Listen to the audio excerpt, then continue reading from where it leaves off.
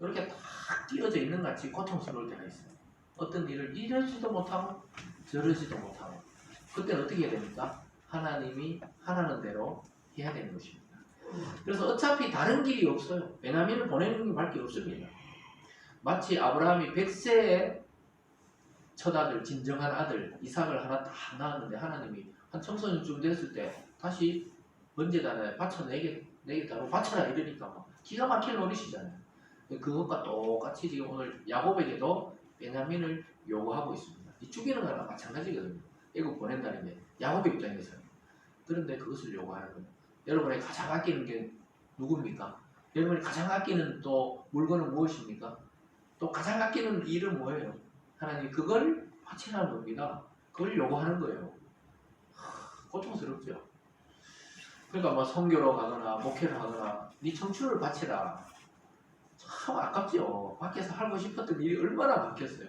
저뿐만 아니고 목사님들 보면은 막 꿈이 많았을 거 아니에요. 그것도 저거 채워라. 이것도 채우고 오직 말씀만 전해라. 답답하면 할딱 미치죠 사람이 사실은. 그런데 그 일에 묶어놓는 겁니다.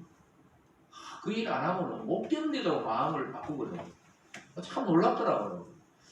저도 마찬가지예요. 목회할 때 사람들이 와 어떻게 목사님 됐습니까? 막 우리 후배들요 대구 오면은 그렇습니다. 대구에 후배들이 있으니까 행님 이렇게 하잖아요. 사투리 형님 이래야 되는데 행님 와 목사 다 됐네요. 막 이렇게 이야기하더라고 사람들이.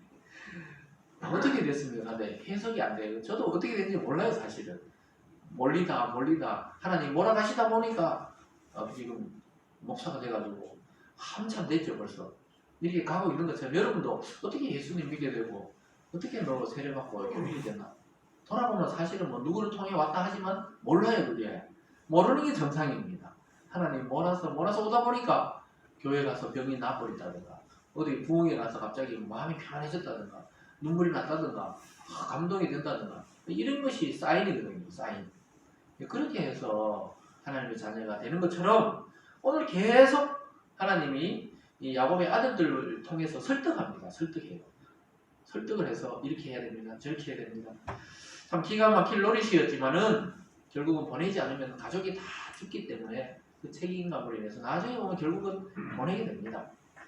근데 유다가 또 한 번 설득해요. 아주 비장한 각오를 가지고 설득합니다. 아버지 그 야곱이 막 꾸짖으니까 그럼 안 가겠다는 거예요. 우리도 뭐 몰랐죠. 그냥 너 혹시 아버지 있느냐? 이래 물으니까 예 아버지 있습니다. 근데 혹시 너희들 동생도 있느냐? 요셉은 이미 알았잖아요. 동생이 있느냐니까 우리 동생도 있는데요. 이렇게 우연히 이야기한 거지. 우리가 막 작정하고 베냐민을 데려오면 약식 주세요. 이런 적 없다면서. 요셉이 총리가 희한하게 물어봅디다. 아버지. 이러면서 유다가 막 아버지한테 대드는 게 아니고 차근차근 설명하고 있어요. 여러분 부모가 요즘 자식들이 뭐 어떨 때 보면 막 아버지는 아무것도 몰라요. 막 이런 무시할 때 절대로 무시하면 안 됩니다. 아버지에게 이 설득을 해야 돼요. 부모들은 연세가 드시면 이 노욕이 생기거든요. 이거는 자연의 섭리입니다. 노인이 되면 욕심이 아무것도 없을 것 같잖아요. 지독하게 욕심이 생긴다 그러더라고요. 아직 저는 노인이 안 돼봤지만 노인이 되신 분이 이야기하시더라고요. 자기도 그럴 줄 몰랐는데 지독하게 욕심이 생긴대요. 더 살고 싶고 더 건강하고 싶고 더 재산을 움켜쥐고 잡고 싶고 그렇다는 거예요. 왜 그래요? 물어보니까 모르겠대. 근데 대부분의 노년이 되면 그렇답니다. 그래서 그렇지 않으려면 자꾸 하나님께 맡기는 훈련을 해야 되지 자연스럽게 노욕이 생깁니다. 제가 아는 어떤 목사님의 사모님이 그러시더라고요. 절대 아주 인품이 뛰어나고 이러신데 그분이 그러더라고요. 저보고 목사님 저도 모르게 나이가 드니까 화가 나요. 화가 나요 이러시더라고요. 그냥 왜요? 그러니까 그렇지. 예전에 어른들이 왜 노욕이 생기는지 몰랐는데 그냥 화가 난대요. 어떤 행동에 대해서 상대방이 어떤 행동하면 예전에 그냥 이해됐는데 그냥 화가 난대요. 그러니까 이게 노욕인가 이런 생각을 한다 그러시더라고요. 그래서 지금부터 그 마음을 잘 이렇게 다스려야 되지. 그러니까 이 지금 야곱은 어떻게 보면 끝까지 그 애착하는 게 뭡니까? 라헬이 낳은 아이들에 대해서 애착을 하는 거예요. 끝까지 욕심을 내는 거예요. 근데 유다가 거기 대놓고 막 취할 거라는 거예요. 아버지 취하고 있어. 나 집 또 나가란다. 이렇게 나간 게 아니고 딱 설득하는 거예요. 설득. 근데 부모님 설득하는 게 어렵습니다. 왜냐하면 항상 자식을 어리게 보기 때문에 자식이 40대고 50 다 됐는데도 아이고 야야 막내야 어리게 보거든요. 그런 것 같아요. 저희 부모님도 저희 아버님도 저를 보면 아직 어리다고 생각하잖아요. 저희 형은 이제 형이라 생각하고 그렇죠. 제가 지금 나이가 몇인데 그런데 그 자식이 그래 보이거든요. 그러니까 설득을 해야 돼요. 부모를 절대 무시하는 말투로 하면 안 되고 설득을 하면은 부모님들이 다 알아들어요. 이해를 합니다. 그 유다가 뛰어난 게 그거예요. 자기가 막 방황하고 나서는 세상을 알고 나서 이 사람이 뭐냐 융통성이 생겼어요. 융통성이. 그래서 신앙에 너무 고지못대로 막 고지식하면 안 돼요. 마음의 넓혀가 설득을 하기 시작해요. 부모님을 설득하는데 8절과 9절에서 이렇게 설득합니다. 같이 읽어보겠습니다.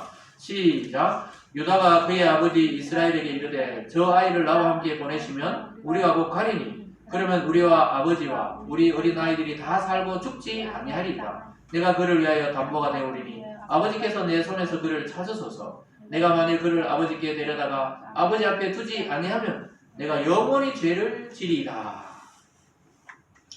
유다가 넷째 아들인데 이렇게 마지처럼 이야기하는 겁니다. 결국은 영적인 마지가 되어서 유다를 통해 이스라엘의 모든 왕들이 탄생하게 됩니다. 그런 것처럼 아버지를 쫙 설득해요. 루벤의 설득에 안 넘어갔는데 유다의 설득에 넘어갑니다. 아버지 하면서 다 이야기하면서 걱정이 되죠. 나도 걱정됩니다. 베냐민 참 아직 어린데 아직 어리거든요. 뭐 걱정되지만은 아버지 내가 책임지고 혹시 책임지고 내가 데려오겠지만 못 데려오면 나에게 죄를 묻고 나를 대신 죽이세요. 이렇게 이야기를 다 하는 겁니다. 야, 자기 책임을 지니까 가정의 문제가 해결되는 거예요. 여러분 가정에 막 불화가 생기면 어떻게 해야 됩니까? 한 명이 자기가 죽으면 돼요. 죽는다는 게 생명을 끊는 게 아니죠. 마음을 자기가 접으면 됩니다. 내가 포기하면 돼요. 부모와 자녀가 갈등할 때 어떻게 됩니까? 부모가 마음을 접으면 돼요. 아니면 자녀가 마음을 접으면 됩니다. 그럼 갈등이 사라져요. 교회가 얼마나 싸웁니까? 우리끼리 하는 말이지만 교회도 큰 교회 가보면 막 파가 있어요. 파가 뭐 양파, 쪽파 말고 그런 게 있어요. 또 어떤 교회는 막 목사파, 장로파 이런 말 하면 죄송하지만 막 그게 인간의 모임이다 보니까 교회도 완벽한 공동체가 아니거든요. 그러다 보면 그런 게 생겨요. 그럴 때 해결하는 방법은 뭡니까? 목사님이 그냥 자기가 죽든지 장로님이 죽든지 하면 돼요. 그러면 갈등이 사라집니다. 봉합이 돼요. 다 제 책임입니다. 진심으로 사과합니다. 이 한마디면 끝이 나거든요, 사실은. 근데 그걸 못해가 2년, 3년 같은 교회에 막 철장을 쳐놓고 1층에 예배드리고 목사님 파, 장로님 파 2층에 예배드리고 막 죄송합니다. 이런 걸 하면 뭐 누워서 침 뱉기 같지만 실제 이런 교회가 대한민국에 여러 군데 있습니다. 그러다 보니까 참 믿지 않는 자를 볼 때도 덕이 안 되고 믿는 자들도 시험대로 떠나고 그런데 막 끝까지 싸워요. 끝까지. 교회 다 떠나고 막 핵심 관계자만 남았는데도 싸웁니다. 그런 교회가 아니죠. 하나님이 이미 마음이 떠난 교회죠. 그래서 그러면 어떻게 됩니까? 참 쉽지 않죠. 저도 뭐 그 입장이 되고 거기 가 있으면 그럴지도 모르죠. 인간이라면. 그렇지만은 포기하면 되거든요. 오늘 유다가 자기를 포기하는 겁니다. 자기 희생적으로 아버지 저의 생명을 담보로 잡고 베냐민을 내가 반드시 보호해서 오겠다. 반드시 보호하거든요. 나중에 베냐민을 잡아 넣으라 그러니까 유다가 자기가 감옥에 들어가겠다 그래요. 실제로 그렇게 합니다. 그걸 보고 나중에 막 요셉이 막 이제 막 자기가 막 요셉입니다 하면서 막 울면서 막 이렇게 해결이 되거든요. 그래서 한 명의 그 희생, 한 명의 그 책임감 굉장히 중요합니다. 교회는 목사가 죽으면 돼요. 목사가 성도를 이겨서 뭐 하려고 그래요. 목사님들이 그냥 아이고 성도님, 아이고 집사님, 장로님 제가 아직 목사지만 참 인격이 덜 되고 있습니다. 이 한마디 하면 끝나거든요. 저를 가르쳤던 목사님이 그래요. 제가 목회할 때 갈등이 좀 있었어요. 저를 모르겠지만 여러분은 잘 몰랐지만 어떤 장로님하고 막 싸웠단 말입니다. 제가 이렇게 착해 보이는 제가. 그랬을 때 목사님이 탁 전화 와가지고 그때 제가 강도사였나 목사였나 하여튼 뭐 김 목사님 먼저 사과하세요. 목사가 장로님 이겨서 뭐 하려고 그럽니까? 그것도 부목사인데 아직.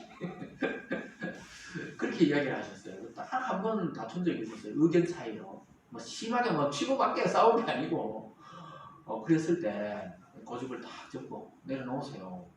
그게 다 사는 길입니다. 그렇게 이야기하거든요. 그 목사님 말 듣고 바로 전화했죠. 아이 장로님 내 생각이 짧았습니다. 그렇게 하면 될 걸. 그러니까 뭐 장로님도 상당히 친해졌죠. 지금도 친하고 그렇게 되는 겁니다. 그러니까 여러분 뭔 말합니까? 가정도 그렇더라고요. 부부끼리 다툼 없는 부부들 그거는 거짓말이죠. 다툼이 없으면 관심이 없는 거예요, 사실은. 어떤 이슈가 나오면 서로 의견이 다르게 당연한 겁니다. 그래도 어떻게 됩니까? 남편이 적으면 돼요. 아니 부인이 적으면 돼요. 그러면 평화가 오는 것입니다. 믿습니까? 예, 지금까지 살아남는 방법을 말씀드린 거예요. 교회에서, 가정에서. 왜 남자들이 자꾸 참아야 되냐 이러는데 사실 남자들이 참으면 가정의 평화가 빨리 옵니다. 남자가 고집 피우면 또 여성이 어떻게 할 수도 없거든요, 사실은. 근데 남성이 그냥 그래 목소리 왔다 갔다 하는 일 아니면 다 부인 이야기 들어주면 돼요. 잘 안 돼요, 근데 사실은. 잘 안 되지만은 지금 오늘 유다를 보세요. 유다는 예수님은 아니지만 자기 희생적이고 또 자기 가족의 그 문제와 죄를 책임지려고 그래요. 근데 예수님은 우리 온 인류의 죄를 책임지고 십자가를 다 지고 걸어가셨잖아요. 다 해결돼 버렸어요. 예수님 믿으면 사탄이 어찌 할 수가 없어요. 결국은 막 유혹은 하고 이래도 지옥을 못 끌고 가요. 결국은 예수님 따라 우리 다 천국으로 가는 줄 믿습니다. 그래서 오늘 유다가 확실하게 가족이 사는 길을 제시하고 있어요. 아버지, 제가 책임지겠습니다. 설득을 합니다. 2번, 3번 반복해서 하니까 아버지도 그렇게 됩니다. 그러면서 유다가 뭐라 그래요? 오늘 10절을 읽지는 않았지만 갔다 왔으면 벌써 갔다 왔습니다. 이렇게 망설이는 사이에 갔다 왔으면 우리 가족 다 살을 거예요. 여러분 어떤 문제가 풀리지 않을 때 누군가 책임을 져야 한다면 저와 여러분 이 믿음의 성도들이 책임지는 자세를 가지시기 바랍니다. 가정에서도 교회에서도 또 직장에서도 사회에서도 책임질 일이 있을 때 내가 잘못했습니다. 어떻게 보면 내가 잘못 안 하고 분명히 상대가 잘못했을 수도 있어도 문제 해결의 방식은 내가 책임지겠다는 방식을 가지고 오면 그게 바로 그리스도인 예수님 닮은 정신이 되는 것입니다. 순간적으로는 화가 나서 다툴 수 있죠. 그러나 결국은 문제를 풀 때는 내가 좀 인격이 부족했다. 내가 아직 믿음이 부족했습니다. 내가 사람이 좀 덜 됐습니다. 이렇게 한마디 하면 사실은 상대도 여러분 만나서 해결 안 되는 일은 잘 없어요. 거의 만나면 해결됩니다. 다시는 안 봅니다. 이래도 가서 막 무릎 꿇고 사과하고 죄송합니다. 제가 잘못했다고 막 100% 낮추면은 아무리 상대가 강철 같아도 결국은 화해가 되는 것입니다. 요즘 뭐 TV에서 그게 쇼인지 뭐 아닌지 몰라도 뭐 어떤 당에서 뭐 절대로 안 만납니다. 이랬는데 뭐 가서 찾아가니까 또 둘이 막 웃으면서 막 잘해봅시다 하고 막 사진 찍는데 참나. 그렇잖아요. 그러니까 세상도 그렇게 돌아가지만 실제로 하나님 나라의 원리는 희생과 책임과 또 자기가 낮추는 것에 있습니다. 그런 자가 승리하는 줄 믿으시기 바랍니다. 사랑하는 여러분, 어떤 일을 앞두고 고민하고 계십니까? 이미 하나님이 주신 문제에 대한 답은 분명한데도 우리는 망설일 때가 많지요. 그러나 오늘 유다의 자세, 더 나아가서 예수 그리스도의 자세를 본받아서 내가 책임지겠다. 내가 이걸 책임지고 사과하고 물러서고 또 그렇게 낮추겠다. 이런 마음만 있으면 해결이 되는 것입니다. 하나님은 야곱의 가정을 다 살릴 계획을 이미 실행하고 있는 중입니다. 여러분, 우리가 모든 삶의 방향이 헷갈릴 때가 있죠. 그렇지만 하나님이 정확하게 여러분의 삶을 지금 인도하고 계십니다. 그래서 하나님의 계획 속에서 일어나는 거예요. 어떤 사고도 사건도 아니면 좋은 일도 나쁜 일도 하나님의 계획 속에서 여러분을 만들어 가시는 하나님의 계획이 숨어 있는 것입니다.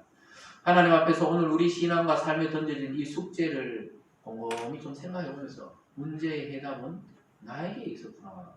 그리스도 안에서 내가 책임지고 내가 결단하고 내가 실행함으로써 우리 가족도 살리고 우리 공동체도 살리고 이 나라와 민족을 살리는 믿음의 성도들 다 되시길 주님의 이름으로 축원드립니다. 기도하겠습니다. 사랑의 하나님 아버지 감사합니다. 우리가 일어나는 이 세계적인 현상과 또 우리 개인의 일들 속에도 하나님의 계획이 있고 하나님의 요구가 있다는 사실을 오늘 발견하게 됩니다. 하나님 아버지, 우리 모든 성도님들이 지금